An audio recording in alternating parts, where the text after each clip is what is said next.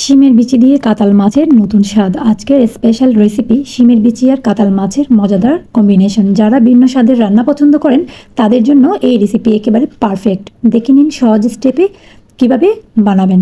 Recipe কিন্তু miss করা যাবে না। তাহলে চলুন শুরু করা যাক। প্রথমে আমরা বিলাতি শিমের বিচি নিয়েছি, এরকম লাল লাল শিমের বিচিটা নিয়ে আমি পানিতে ভিজিয়ে রেখেছিলাম 20 মিনিটের মতো।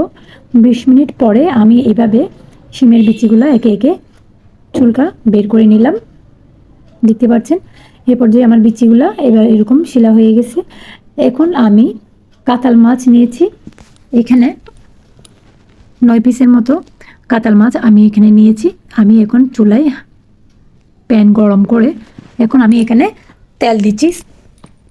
রান্নার তেল 3 টেবিল চামচের মতো বা 2 টেবিল চামচও দেওয়া যায়। এরপর আমি এখানে পেঁয়াজ কুচি দিয়েছি 1/3 কাপ এবং হলুদের গুঁড়া দিচ্ছি 1 চা চামচ। সামান্য একটু পানি দিয়েছি এবং মরিচের গুঁড়া দিয়েছি 2 টেবিল চামচ। আবারও সামান্য একটু পানি দিয়েছি। পানি দিয়ে এখন সুন্দরভাবে নেড়ে চেড়ে নিচ্ছি। এখন গোলমরিচের গুঁড়া দিয়েছি আমি 1 চা চামচ এবং টক দই দিয়েছি আমি এখানে 2 টেবিল চামচের মতো। সব কিছু দিয়ে আমি এখন এটা ভালো করে নেড়ে চেড়ে কষিয়ে নিচ্ছি মশলাটা।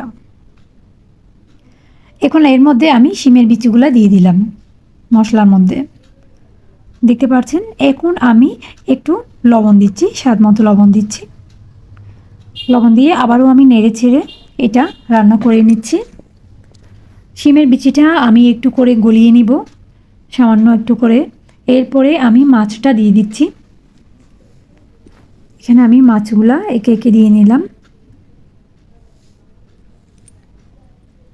এখন নেড়ে চেড়ে মশলাগুলা মাখিয়ে নিচ্ছি চতুর্দিকে, যাতে মশলা মাছের মধ্যে ঢুকে।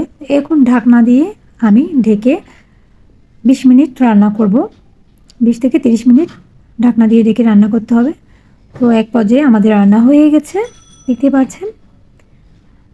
আমাদের রান্না কিন্তু হয়ে গেছে, আমাদের বিচিগুলাও গলে এসেছে। তো খুব সুন্দর একটা কালার এসেছে।